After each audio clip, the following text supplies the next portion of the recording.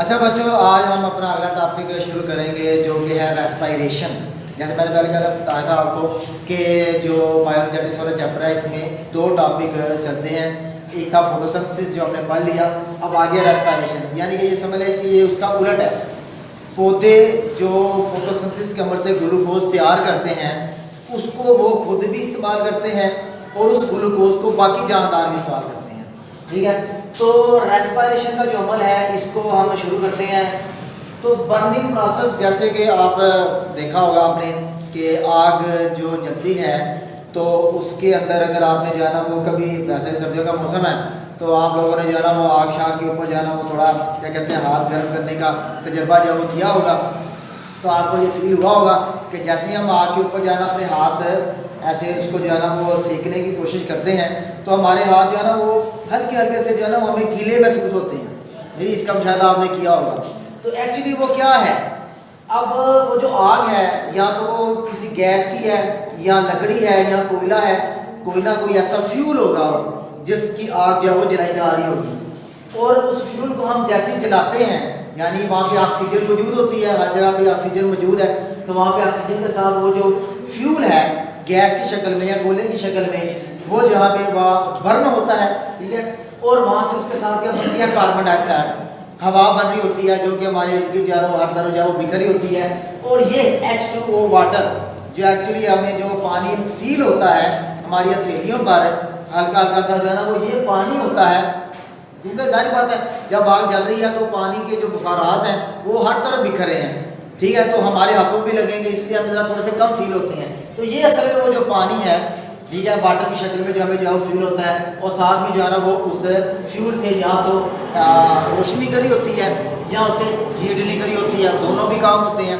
ठीक है, फिर आप देखा होगा कि ये जो है मसलन जो गैस है या जो आग है, जो ये जो गैस की जो होती है आग है ये ब्लू कलर की होती है, और अगर आप जो वो लकड़ी है या कोयला है इसको अगर आप जलाते हैं तो उसे येलो कलर का फ्लेम निकलता है। तो वो डिफरेंट केमिकल्स की वजह से है, क्योंकि ये जो गैस है गैस के अंदर सिर्फ हाइड्रोकार्बन ही है, यानी वो प्योर है, या वो गैसें ही हैं, मीथेन इथेन प्रोपेन गैसें जो प्योर गैसें हैं उनका मिक्सचर है। इस वजह से जो सुई गैस होती है यहाँ जो गैस है उसका फ्लेम ब्लू कलर का होगा, जबकि अगर आप लकड़ी जलाते हैं या कोयला जलाते हैं उसका जो फ्लेम है वो येलो कलर का होता है। क्यों? क्योंकि उसके अंदर मुख्तलिफ तरह के और भी केमिकल्स होते हैं जो बर्न होते हैं, जलते हैं तो उसका जो कलर है वो चेंज हो जाता है। ठीक है, यही जो सेम प्रोसेस है, यही जो मैकेनिज्म है जलने का, बर्न होने का प्रोसेस, ये हमारी बॉडी के अंदर भी होता है, यानी हमारे सेल के अंदर भी हो रहा होता है। बॉडी के अंदर मीन्स सेल के अंदर ही, ठीक है, इसको हम नाम देते हैं सेलुलर रेस्पायरेशन का, यानी वही जो प्रोसेस है बर्न होने का। बर्न होना क्या है? किसी भी ऑर्गेनिक कंपाउंड का ऑक्सीजन की मौजूदगी में ऑक्सीडेशन रिडक्शन रिएक्शन होके कार्बन डाइऑक्साइड और पानी पैदा करने का अमल जो है ना वो बर्न होना है, या उसको हम कहते हैं कि ये जो है ना वो ऑर्गेनिक फ्यूल जो है वो यूज हो रहा है, ऑक्सीडेशन रिडक्शन या रिडॉक्स रिएक्शन हो रहा है। जब वो सेल के अंदर होता है तो उसे कहते हैं सेलुलर रेस्पायरेशन। इसमें भी क्या है, हाइड्रोकार्बन, यानी वो जो खाना हम खाते हैं वो फ्यूल का काम करता है, और इसको जो है ना वो ऑक्सीजन हम बाहर से लेते हैं। ठीक है, खाना हमने खाया, ये खाना जो है ना वो हमारा कहाँ पे गया, स्टमक के अंदर गया, स्टमक से वो डाइजेस्ट होता है, डाइजेस्ट होके उस खाने के आगे छोटे टुकड़े बनते हैं, यानी उस बिगर मालिक्यूल से स्मॉलर मालिक्यूल बनते हैं। स्मॉलर मालिक्यूल कौन से हो गए? ग्लूकोज हो गया, ठीक है, उसके बाद आगे फैटी एसिड्स हो गए, या हम आगे बढ़ेंगे जो हम चीज़ें खाते हैं तो उन चीज़ों के अंदर से आगे कौन कौन से कंपोनेंट उसके बनते हैं। अब डाइजेस्ट होकर ग्लूकोज बन गया, ग्लूकोज अब कहाँ पे, जो स्टोमक के अंदर ग्लूकोज बना है वो ग्लूकोज स्टोमक से कहाँ पे गया? ब्लड में, ठीक है, ब्लड में गया, ब्लड से वो ग्लूकोज कहाँ पे गया? सेल के अंदर गया, ठीक है, क्योंकि ब्लड वैसे जो हमारी पूरी बॉडी में फैली हुई है, तो वहाँ से जो है ना वो अगर सिंपली जो है ना अगर मैं आपको समझाना चाहूँ, जैसे कि हम देखें अगर यहाँ पे ये फर्ज किया जाना हमारे पास एक सेल है, ठीक है, तो इस सेल के अंदर जो है ना ये बाहर इसके गिर्द क्या गुजर रही है? खून की नाली, ब्लड वेसल गुजर रही है, ठीक है, इसके अंदर से ये जो ग्लूकोज का मॉलिक्यूल है ये डिफ्यूज करके किसमें आ जाएगा? सेल के अंदर आ जाएगा। यहाँ पे इस सेल की क्या होगी? आगे रेस्पिरेशन होगी, और ये सारा जो है ना आगे ब्रेक डाउन होनी है, जो कि आगे हमने जो है वो पढ़नी है। ठीक है, यानी कि ये सारा जो अमल आप पढ़ रहे हैं, ये सारे जो केमिकल रिएक्शन है ये सेल के अंदर हो, ठीक है बच्चों। अच्छा, तो ये जो रेस्पिरेशन का मैंने आपको बता दिया। उसके बाद जो मेन इंग्रेडिएंट है रेस्पिरेशन का वो है ग्लूकोज। ग्लूकोज का फार्मूला होता है C6H12O6। ऑक्सीजन के साथ ये बर्न होता है, साथ में जो है वो कार्बन डाइऑक्साइड और वाटर बनते हैं, और साथ में जो एनर्जी रिलीज होती है हीट की फॉर्म में, जिससे आप देखते हैं कि हमारी बॉडी जो है ना वो गर्म भी रहती है और हीट जो है वो निकल ही होती है। तो इस जो सेल के अंदर जब ये एनर्जी रिलीज होगी तो इस एनर्जी को कन्वर्ट कर दिया जाएगा एटीपी के मॉलिक्यूल बनाने के लिए। फिर एटीपी का मॉलिक्यूल जब सेल को एनर्जी रिक्वायर्ड होगी, चाहिए होगी, ये एटीपी का मॉलिक्यूल दोबारा सेल को एनर्जी देगा और सेल जब अपने काम कर रहा होगा। सेल के काम, बंदे के काम, जितने हमारे काम हो रहे हैं, दिल धड़क रहा है, ठीक है, किडनी काम कर रहे हैं, लंग्स काम कर रही हैं, आंखें काम कर रहे हैं, दिमाग काम कर रहा है, तो ये सेल ही है जो सेल में काम कर रहे हैं। और सेल को इसके लिए क्या चाहिए? एनर्जी चाहिए। एनर्जी की शक्ल में होनी है एटीपी की शक्ल में। एटीपी कहाँ से बनेगा? ग्लूकोज से, ठीक है। और ग्लूकोज कहाँ से आएगा? खाने से आएगा, ठीक है। अच्छा जी, उसके बाद ये मैंने आपको जो है ना वो रेस्पिरेशन बता दिया। अब ये जो रेस्पिरेशन है इसकी जो है ना वो दो बड़ी बड़ी टाइप्स हैं। एक को हम कहते हैं एरोबिक रेस्पिरेशन और दूसरी को हम कहते हैं एनएरोबिक रेस्पिरेशन। ये जो इक्वेशन लिखी हुई है ना, ये असल में एरोबिक रेस्पिरेशन की लिखी हुई है, जिसके अंदर ऑक्सीजन जो है ना वो मस्ट होती है।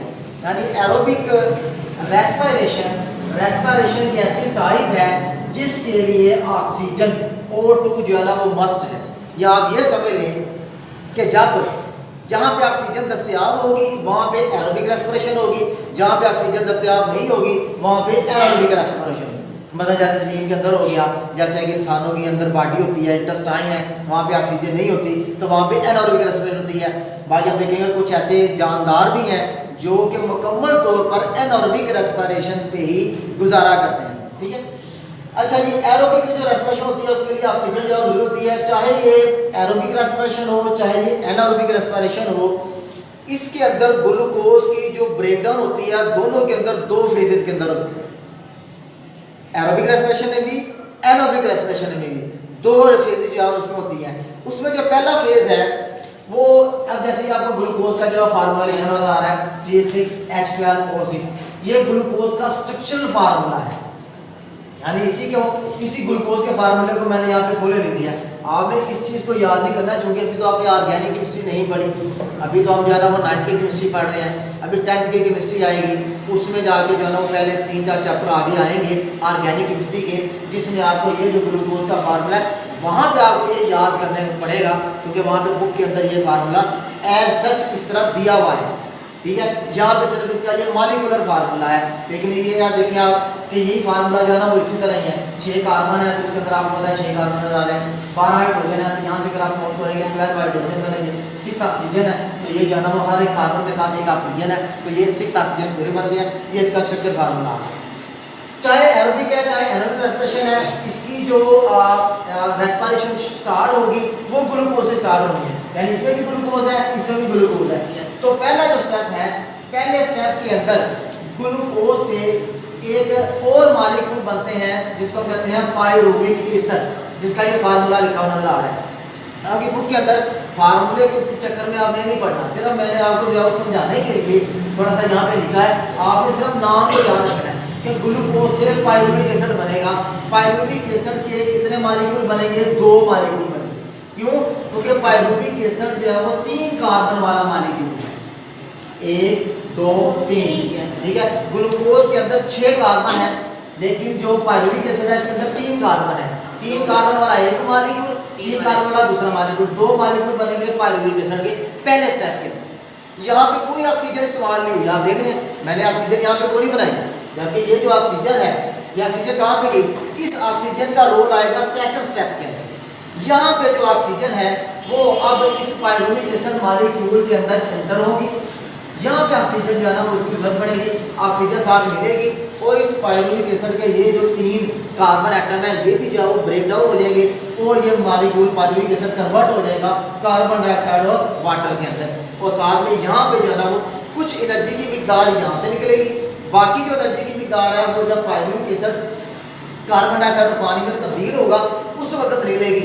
और जैसे जैसे एनर्जी की मिकदार निकल जाएगी आगे हम देखेंगे पूरा मैकेनिज्म आना है। अगला जो टॉपिक है इसको हमने पूरे डिटेल से पढ़ना है। कि रेस्पिरेशन का जो मैकेनिज्म है उसके आगे कौन कौन से स्टेप है, किस स्टेप पे कितनी एनर्जी निकलती है। ठीक है, यहाँ पे सिर्फ आपको जो है ना अभी तो मैं सिर्फ इंट्रोडक्शन जो है वो आपको दे रहा हूँ। तो पायरुविक एसिड से कार्बन डाइऑक्साइड पानी बन जाएगा और साथ में जो एनर्जी है वो एटीपी की शक्ल में स्टोर होती है।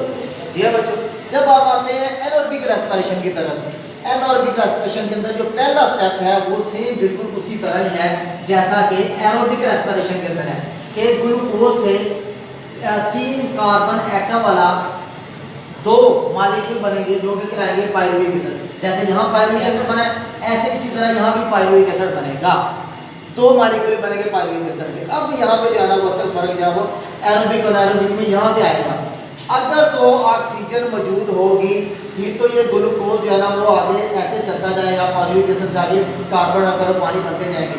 लेकिन अगर ऑक्सीजन दस्तयाब नहीं है तो ये जो पायरुविक एसिड है इसके आगे जो है वो 2 रास्ते बन गए। इस मॉलिक्यूल ने आगे 2 जो है ना वो कह लो कि 2 तरह से ये आगे रिएक्शन जो है वो चलेगा। एक ये है कि ये जो पायरुविक एसिड है यानी कि एनारोबिक रेस्पिरेशन का दूसरा नाम जो है वो फर्मेंटेशन भी, फर्मेंटेशन एनारोबिक रेस्पिरेशन का, एरोबिक का नहीं, एनारोबिक रेस्पिरेशन को हम फर्मेंटेशन भी कहते हैं। ठीक है, तो इसका मतलब ये है कि जब ये पायरुविक एसिड बना, पायरुविक एसिड से जब आगे 2 रिएक्शन के अंदर ये डिवाइड होगा या ये होगा या ये होगा। ठीक है, तो इसको कहते हैं कि अगर ये जो फर्मेंटेशन है ये इस साइड पे जाती है जिससे आगे पायरुविक एसिड से अल्कोहल बनती है, ये इथाइल अल्कोहल का फार्मूला है, ये तो आपकी बुक में यहाँ दिया हुआ है CH3CH2OH, वहाँ पे मॉलिक्यूलर फार्मूला दिया हुआ है CH3CH2OH, लेकिन यहाँ पे मैंने इसका स्ट्रक्चर फार्मूला लिख दिया। तो अगर पायरुविक एसिड से अल्कोहल बनती है तो ये कहलाएगी अल्कोहलिक फर्मेंटेशन। साथ में जैसे जो है वो पायरुविक एसिड से अल्कोहल बननी है तो कार्बन डाइऑक्साइड का एक मॉलिक्यूल निकलना है। ठीक है, ये समझने के लिए आप देखें कि ये पायरुविक एसिड का फार्मूला आपको लिखा नजर आ रहा है, ये अल्कोहल का फार्मूला लिखा नजर आ रहा है, ये CH3 इसी तरह ही है, ये कार्बन के साथ HOH, इस कार्बन के साथ अगर आप देख रहे हैं तो साथ में ऑक्सीजन मौजूद है, ये चीज़ें नहीं है।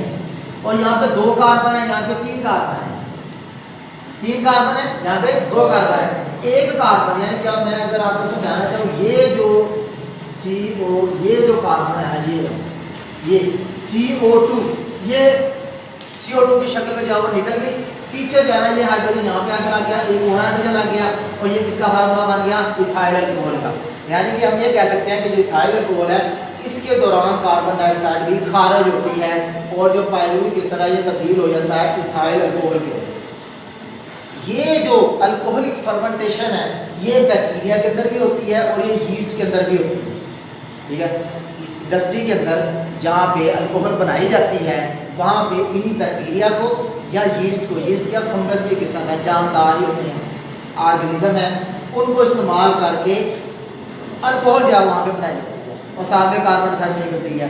और ये जो ब्रेड श्रेड बनती है और हम जो ब्रेड खाते हैं बाजार से वो भी इसी तरीके से जो बनाई जाती है। ठीक है, उसके बाद दूसरी टाइप है वो कहलाती है लैक्टिक एसिड फर्मेंटेशन, जो कि ये भी बैक्टीरिया के अंदर भी होती है, साथ में ये होती है इंसानों के स्केलेटल मसल्स के अंदर। स्केलेटल मसल कौन से होते हैं, बाजू के मसल्स हो गए, बाजू टांगों के जो मसल्स हैं ये स्केलेटल मसल्स कहलाते हैं। और हमारे जो स्केलेटल मसल्स हैं इनके अंदर भी ये कौन सी होती है, लैक्टिक एसिड फर्मेंटेशन, जिसके अंदर ये जो पायरुविक एसिड है ये आगे जो है ना वो तब्दील होता है किसके अंदर, लैक्टिक एसिड के अंदर। ठीक है, अब ये कैसे है, मतलब जब हम भाग रहे होते हैं तेज़ तेज़ जब हम भाग रहे हैं तो हमने देखा नहीं हमें सांस चढ़ जाता है, ठीक है जी, सांस भी चढ़ता है और बाद दफ़ा अगर हम जब भागते रहेंगे तो हम इतने ज़्यादा थक जाएंगे कि हमसे मज़ीद जो है ना वो आगे चलना मुश्किल हो जाएगा। और बाद दफ़ा होता है कि हमारे जो है ना वो टांगों के अंदर पेन शुरू हो जाती है, उसकी वजह क्या होती है, उसकी वजह ये लैक्टिक एसिड होता है। जब हम भाग रहे हैं तो हमें एनर्जी ज़्यादा चाहिए, लेकिन हमें एनर्जी जो है वो कहाँ से आनी है, ब्लड से, यानी ग्लूकोज से। ग्लूकोज आएगा तो एनर्जी मिलेगी। ग्लूकोज किसने लेके आना है, ब्लड ने, ब्लड ने ग्लूकोज लेके आना है और ऑक्सीजन किसने लेके आनी है, लंग्स ने। ठीक है, लेकिन जब हम भाग रहे हैं हमारे जो लंग्स जो ऑक्सीजन को रेस्पायर करने हैं उसकी जो स्पीड है वो हमारी भागने की स्पीड से कम होती है। भाग हम ज़्यादा तेज रहे होते हैं, सांस हम स्लो ले रहे होते हैं, ऑक्सीजन की अवेलेबिलिटी कम है लेकिन भागने की स्पीड ज़्यादा है। तो क्या होगा, वहाँ पे चूंकि जब हम भाग रहे हैं तो हमें तो एनर्जी तो चाहिए क्योंकि हम भाग रहे हैं, लेकिन जो एनर्जी निकलनी है ग्लूकोज से, ग्लूकोज से तब निकलेगी जब उसकी ऑक्सीडेशन होगी। ऑक्सीडेशन के लिए ग्लूकोज भी चाहिए, ऑक्सीजन भी चाहिए।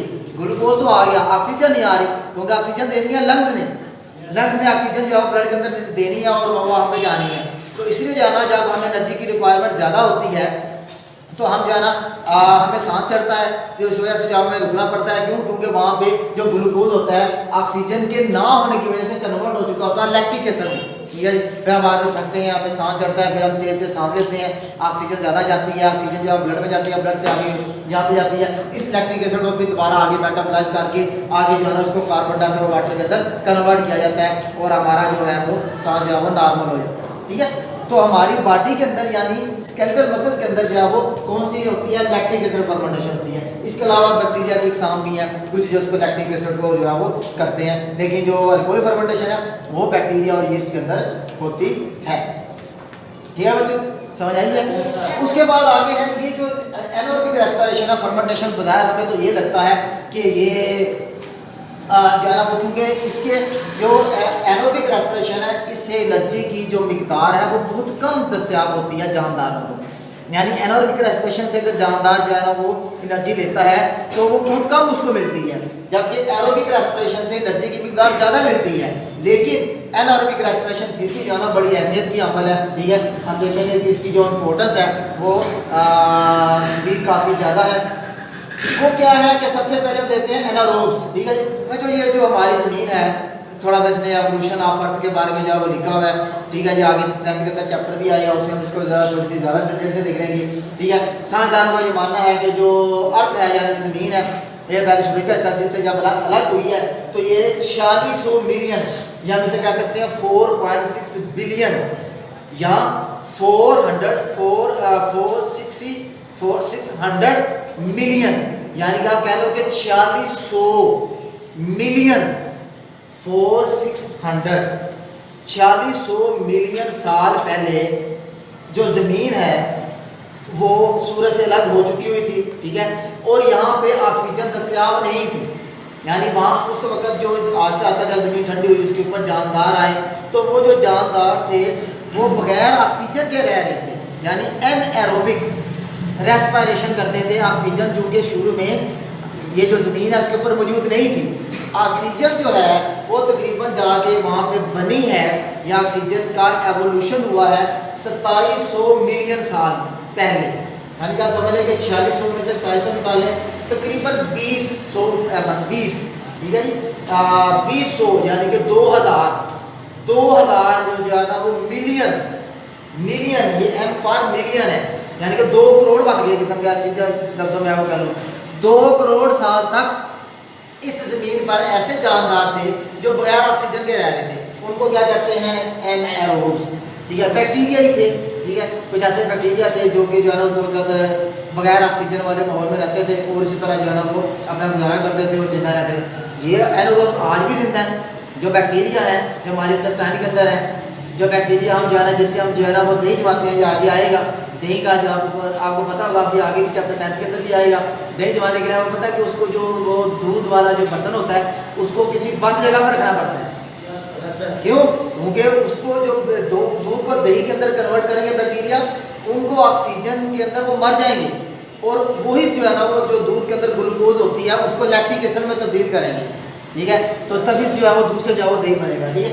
इसलिए जो इनको हम कहते हैं एनएरोब, यानी ऐसे जानदार जो कि बगैर ऑक्सीजन वाले माहौल के अंदर जो रहते थे शुरू में जब ज़मीन पर जो है वो इर्तिका हुआ जानदारों का, तो उन्हें हम कहते हैं एनएरोब। सेकंड इसकी जो अहमियत है एनारोबिक रेस्पिरेशन की, वो स्केलेटल मसल्स की है, वो मैंने आपको बता दिया, ठीक है, कि हमारे जो स्केलेटल मसल्स हैं वो भी एनारोबिक रेस्पिरेशन जो है वो करते हैं। तीसरी इसकी जो इम्पोर्टेंस है बेनिफिट्स ऑफ मैनकाइंड, आपको पता है कि काफ़ी सारी चीज़ें ऐसी हैं जो हम इंडस्ट्री के अंदर इस फर्मेंटेशन को या एनारोबिक रेस्पिरेशन को इस्तेमाल करके बनाते हैं। दही हो गया, ये अल्कोहल हो गया, सोया सॉस हो गई, ठीक है। उसके अलावा जो है ना वो अचार हो गया, आपको पता है ये जो है ना ये सारे इनके लिए माइक्रो ऑर्गेनिज्म चाहिए, ठीक है। अब फंगस है एस्परजिलस, उसको हम यूज़ करके सोया सॉस तैयार करते हैं। ये जितनी आप देखा होगा सोया सॉस चटनियों की मुख्तलिफ इकसाम है, आप देखें स्टोर के ऊपर जाकर देखें तो तादाद आपको ऐसे फर्मेंटेड फूड्स के नाम से फूड आइटम नज़र आएंगे जिनमें हमने फर्मेंटेशन को इस्तेमाल करते हुए उस जो फूड के आइटम है उनको तैयार किया है, जिससे क्या होता है कि वो फूड जो है वो थोड़ी डिलीशियस भी हो जाती है और थोड़ी सी जो है ना वो डाइजेस्टेबल भी हो जाती है। यानी आपको पता है कि ऐसे बंदे जिनको दूध प्रॉब्लम करता है, यानी कि उससे जो फ्लैक्चुलेंस हो जाती है, गैस बनती है, तो जो दही होता है उससे नहीं बनती। और दही जो है का जायका टेस्ट भी अच्छा होता है और थोड़ा सा जो है ना वो हेल्दी भी रहता है, ज़रा सेहत के लिए भी अच्छा रहता है। ठीक है, तो ये हमने जो माइक्रोब्स हैं इनको फर्मेंटेशन के प्रोसेस से इस्तेमाल करके अपने बेनिफिट के लिए इस्तेमाल किया। ये अभी इंट्रोडक्शन था रेस्पिरेशन का, इसकी टाइप्स आ गई और इसकी अहमियत आ गई। प्रॉपर इसका मैकेनिज्म है रेस्पिरेशन का, जो 3 स्टेप हैं वो हम आगे जाओ कल। यहाँ तक बच्चों को क्वेश्चन ठीक है? Yes sir. ठीक है, थैंक यू।